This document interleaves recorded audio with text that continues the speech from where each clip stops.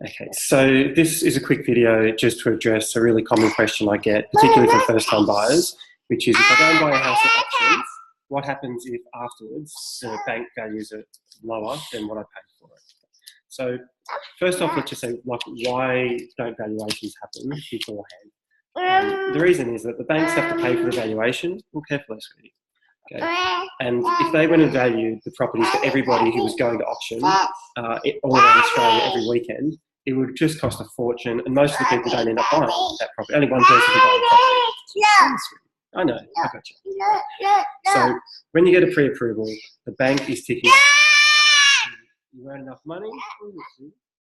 Okay. Money, please. I'll get you some money.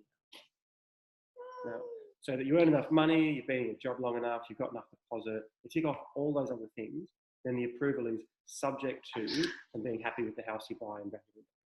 Okay? So that's why they have to do it that way. It'd be too expensive otherwise. So the risk is really small and the risk is acceptable if you're buying a property like a normal house in a normal city, okay, like around Melbourne in this example. Okay? And because values are established. What is it? Yes, right. Hi. Okay, quick. You hi. Okay. Now, so valuations are based on the market value of your property. Okay, which is what similar properties have sold for recently. Okay, so if you're buying something at auction, you're buying you're paying around that price, and that's not like all the other houses sold for 600 and you've gone and paid $1 million. Okay, so you're around that mark.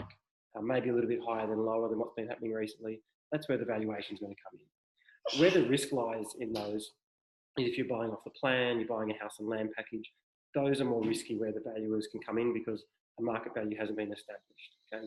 So long story short, one, you don't really have much choice. If you're buying in Melbourne, you're probably going to buy at auction or you're going to go unconditional.